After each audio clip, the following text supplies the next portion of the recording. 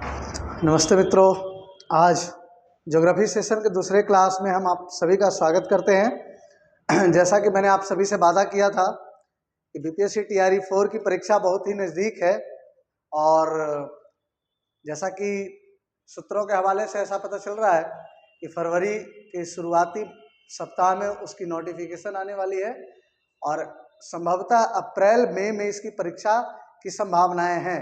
तो BPSC TRE 4.0 का को मिशन बना करके हम लोग चले हैं और पहले क्लास के रूप में ज्योग्राफी के परिचय के रूप में हम लोग क्लास को लिए थे। आज हम ब्रह्मांड की उत्पत्ति के बारे में बात करेंगे कि ब्रह्मांड की उत्पत्ति कैसे हुई, और क्योंकि ज्योग्राफी में हमारे प्रश्न करते हैं भारतीय भूगोल से, जिसमें आपके क्लास 9, क्लास 10, 11 और 12 के एनसीईआरटी को आधार बना के वहाँ से क्वेश्चन पूछे जाते हैं, परंतु हम थोड़ा सा आधारभूत संरचना रखते हुए थोड़ी सी बेसिक की जानकारी भी हमें होनी चाहिए। इसलिए ब्रह्मांड यानी जिसको हम लोग बोलते हैं यूनिवर्स, तो आज हम लोग थोड़ा सा यूनिवर्स के बारे में जानेंगे। यूनिवर्स क्या होता है, ब्रह्मांड क्या, ब्रह्मांड की उत्पत्ति हुई कैसे। आज हम ज्योग्राफी पढ़ रहे हैं तो ज्योग्राफी में ब्रह्मांड की उत्पत्ति हुई कैसे, इसके बारे में आज हम सबसे पहले जानेंगे। देखिए, प्रारंभ में अगर बात करते हैं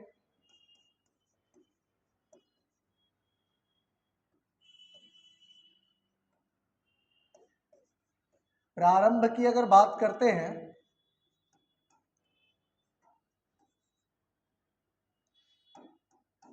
प्रारंभ की अगर बात करते हैं तो शुरुआती दिनों में लगभग 13.7 अरब वर्ष पहले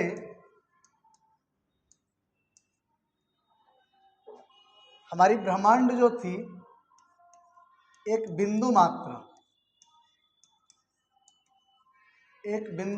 थी।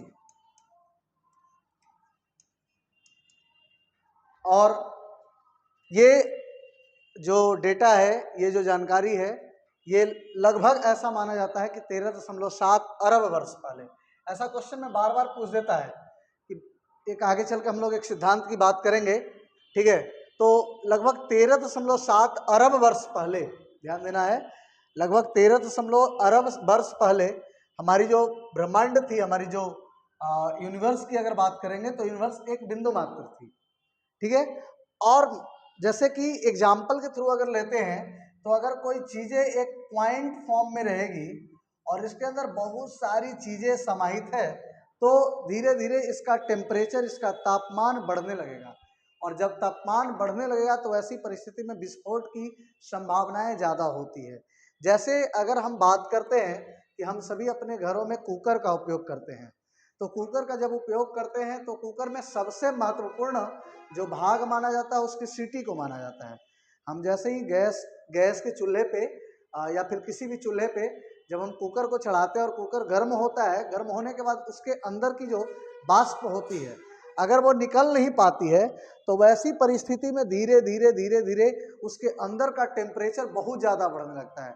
और जब बहुत ज़्यादा बढ़ने लगता है तो तब आप देखते होंगे कि जब कुकर में विस्फोट होता है तो कुकर के जो भाग होते हैं, उसके जो चीथड़े एक तरीके से कहा जा सकता है, वो उड़ता है और सभी दिशा में, किसी एक दिशा में नहीं जाता है, सभी दिशा में चला जाता है। उसी प्रकार एक तरीके से मान सकते हैं हम लोग कि हमारे भारत में भी मतलब हमारी ब्रह्मांड की भी यही गुंजाइश है कि ये एक प्रकार से ब्रह्मांड, ये एक प्रकार का ब्रह्मांड था, ठीक है, ब्रह्मांड था। 13.7 हमारी यूनिवर्स ऐसी थी, ब्रह्मांड ऐसी थी 13.7 अरब वर्ष पहले।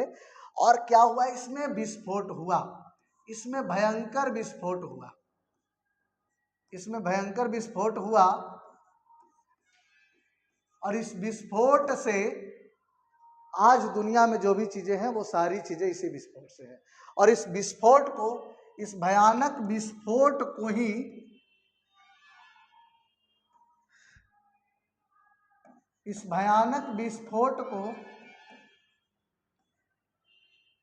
एक सिद्धांत की तरह एक सिद्धांत के रूप में हम लोग पढ़ते हैं जिसका नाम है big bang theory. Big bang theory जो सबसे महत्वपूर्ण है। अब बात करते हैं बिग बैंग थ्योरी के बारे में। तो अब एक बात आप बताएंगे, यहां से एक प्रश्न उठता है कि ये बिग बैंग थ्योरी मतलब कि हमारे ब्रह्मांड 13.7 अरब वर्ष पहले एक बिंदु मात्र थी, ठीक है, जिसके अंदर बहुत ज़्यादा तापमान होने के कारण एक समय आया कि इसके अंदर बहुत व्यापक विस्फोट होता है। और विस्फोट के बाद हमारे आज देखेंगे सूर्य का निर्माण हुआ, सूर्य के बाद तारों का निर्माण हुआ, उसके बाद ग्रह का निर्माण होता है और भी उपग्रहों का निर्माण होता है, आकाशीय पिंडों का निर्माण होता है, तरह तरह के आकाशीय पिंडों का निर्माण होता है। ये सारी चीजें हम देखते हैं। तो ये थ्योरी किसने दिया, ये सिद्धांत किसने दिया, ये किसने बताया कि हाँ ये बिग बैंग थ्योरी मतलब ये जो विस्फोट हुआ था, जो बहुत भयानक विस्फोट हुआ था, वो लेमेंतेयर एक व्यक्ति हैं, उनका नाम लेमेंतेयर है। लेमेंतेयर ने बिग बैंग थ्योरी के बारे में बात किया, यानी लेमेंतेयर जो थे उन्होंने बिग बैंग थ्योरी को दिया।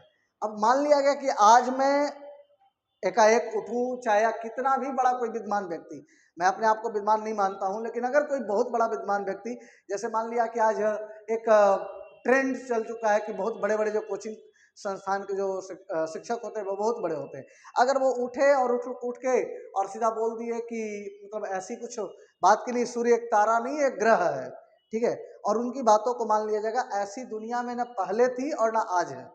पहले भी जैसे ही लेमेंतेयर के द्वारा बिग बैंग थ्योरी दी गई और उन्होंने अपनी एक सिद्धांत दिया, अपनी एक थ्योरी उन्होंने दी कि लगभग 13.7 अरब वर्ष पहले ये पूरी ब्रह्मांड जो थी वो एक बिंदु मात्र की थी और इसमें तापमान बढ़ा और जिसके कारण विस्फोट हुआ और तारों का निर्माण हुआ, ग्रहों का निर्माण हुआ, आकाशीय पिंडों का निर्माण हुआ। तो इनकी बातों को बहुत सारे लोगों ने नहीं मान रहे थे, मतलब इग्नोर कर रहे थे। तो एक व्यक्ति का नाम आता है, सिद्धांत की अगर बात करते हैं तो सिद्धांत दिया किसने, तो सिद्धांत दिया था लेमेंतेयर ने। और इस सिद्धांत की पुष्टि की अगर बात करेंगे, ठीक है, इस सिद्धांत की पुष्टि की अगर बात करते हैं तो एक व्यक्ति का नाम आता है एडवर्ड हबल। एडवर्ड हबल, इन्होंने इस सिद्धांत की पुष्टि की थी कि बिग बैंग थ्योरी सही है और हमारी दुनिया, हमारी जो ब्रह्मांड है आज, इसमें जितने भी आकाशीय पिंड हैं, ग्रह हैं, उपग्रह हैं, तारे हैं, ये सभी के सभी बिग बैंग थ्योरी यानी बहुत बड़ा टेम्परेचर बढ़ने के कारण बहुत बड़ा विस्फोट हुआ, उसके बावजूद उसके बाद ही ब्रह्मांड की उत्पत्ति हुई। ये कहानी है ब्रह्मांड की उत्पत्ति का, ठीक है। अब हम सभी चलते हैं आगे, थोड़ा सा पढ़ेंगे। तो इसके बाद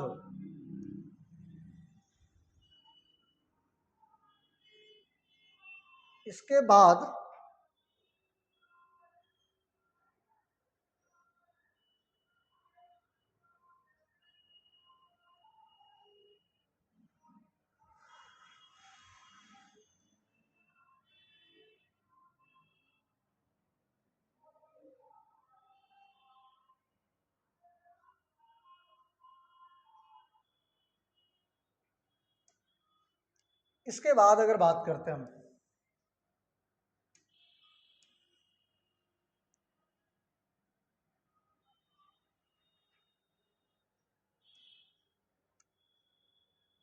अब हम लोग जानते हैं, आगे चलते हैं, ब्रह्मांड की उत्पत्ति के बारे में हम लोगों ने देखा। अब ब्रह्मांड की उत्पत्ति की सबसे पहली जो प्रक्रिया की बात अगर करते हैं, ठीक है, सबसे पहले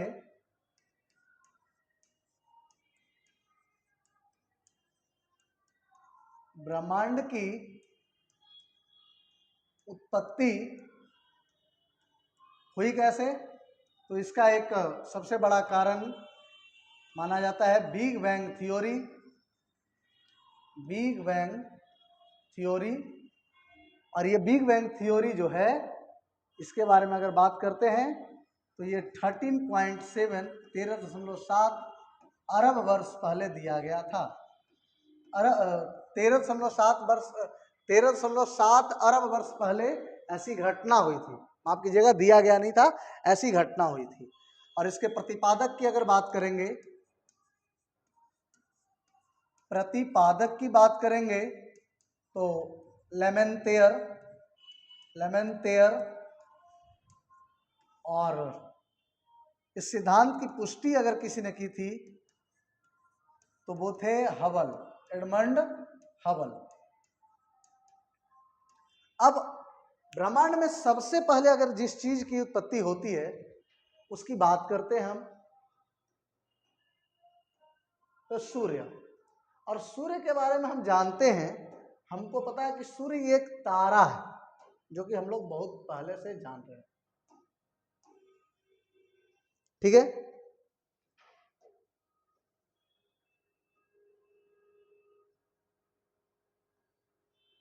सूर्य एक तारा है, और तारे के बारे में, तो तारों में बहुत सारी ऊर्जा होती है, उष्मा होती है। उसके बारे में अगर बात करते हैं तो जैसे ही ये बिग बैंग थ्योरी हुई, मतलब बिग बैंग हुआ था, महाविस्फोट हुआ था, तो एक बिंदु मात्र ब्रह्मांड बहुत बड़े क्षेत्र में विखंडित हुआ, और विखंडित होने से यहाँ से बहुत सारी ऊर्जाएं निकली थी, बहुत सारी ऊर्जा निकली थी। और यहाँ कहा जाता है, एक बहुत इंपॉर्टेंट प्रश्न है कि पहला तत्व, ब्रह्मांड का सबसे पहला तत्व अगर कोई है तो वो हाइड्रोजन है।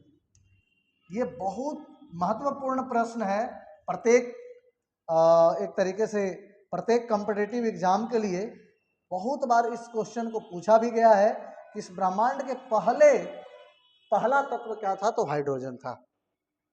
अब हम सबसे पहले अगर जानते हैं सूर्य के बारे में, सूर्य की बात कर रहे हैं, ठीक है, तो सूर्य की बात करते हैं तो हमको पता है कि जो बिग बैंग महाविस्फोट हुआ तो उसके तहत जो ब्रह्मांड का सबसे बड़ा हिस्सा माना जाता है, पूरे ब्रह्मांड का 99.86% अकेले ये है सूर्य, पूरे ब्रह्मांड का,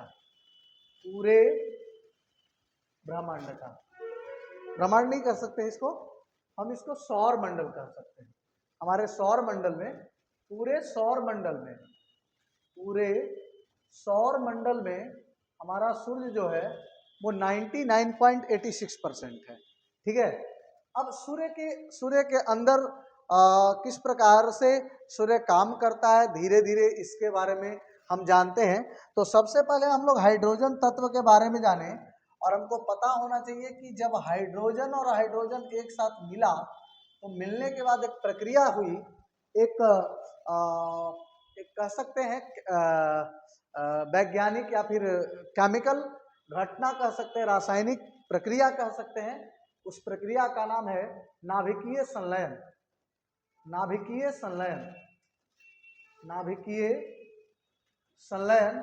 और नाभिकीय संलयन से हाइड्रोजन मिल करके हीलियम निर्माण करते हैं, और बाद में यही हाइड्रोजन और हीलियम, ये दो सूर्य के मुख्य ईंधन के रूप में काम करता है, ठीक है। अब धीरे धीरे यही सूर्य से छोटे छोटे ग्रह विखंडित होते गए, और विखंडित होते होते कई ग्रहों के रूप में, जैसे आज हम लोग सौरमंडल में पढ़ते हैं कि सूर्य और सूर्य के जो ग्रह हैं, उपग्रह हैं, ठीक है, ये सभी सूर्य के भाग थे, और धीरे धीरे ये विखंडित होकर मतलब सौरमंडल का निर्माण करते हैं। अब हम लोग आज आगे पढ़ेंगे पृथ्वी के बारे में, थोड़ा सा हम लोग पृथ्वी को देखते हैं कि पृथ्वी क्या है। हमारी पृथ्वी जिसको हम लोग धरती माता मानते हैं, तो हमारी पृथ्वी जो है, ठीक है, कलर कर सकते हैं परंतु समझिए बस इसको,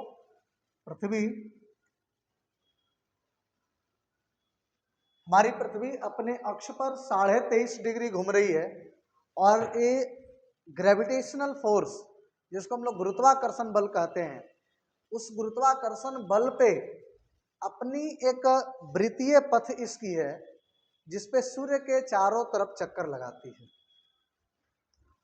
अपने अक्ष पर पृथ्वी 24 घंटा में एक बार घूर्णन करती है, और अगर परिक्रमा की बात करते हैं तो क्योंकि वह सूर्य की परिक्रमा करती है तो 365 दिन 6 घंटे पूर्ण रूपेण लगता है लगभग सूर्य की परिक्रमा करने में अपने वृत्तीय पथ पर।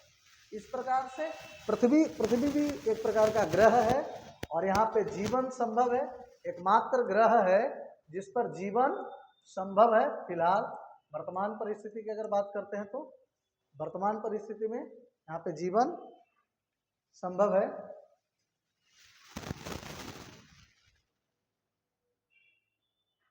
ठीक है, वर्तमान परिस्थिति में जीवन संभव है पृथ्वी पे, और पृथ्वी पे जल की मात्रा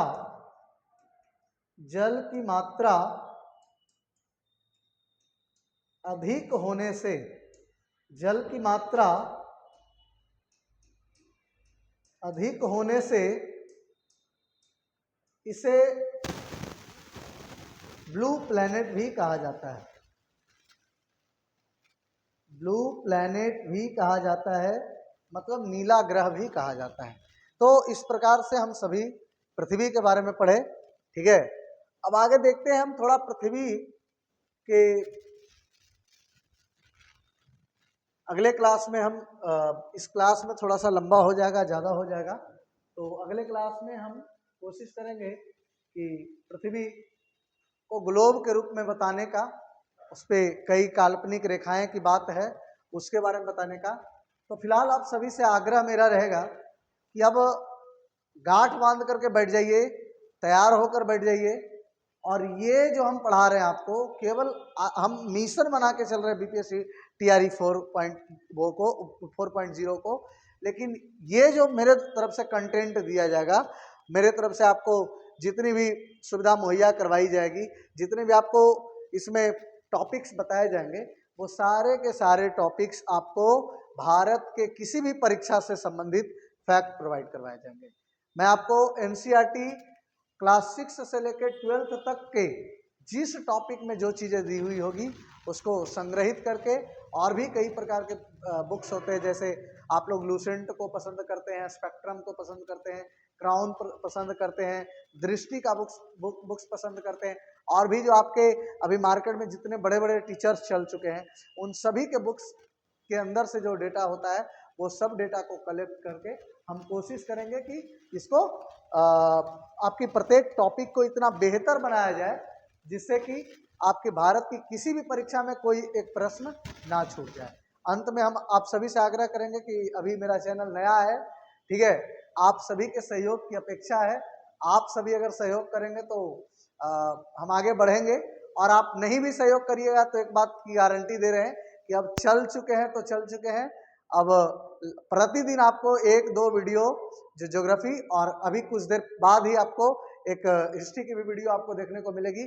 तो अब हिस्ट्री और ज्योग्राफी की कमान आप मेरे पे छोड़ दीजिए, जिम्मेवारी मेरे पे छोड़ दीजिए, और अपनी तैयारी करने के लिए तैयार हो जाइए। धन्यवाद।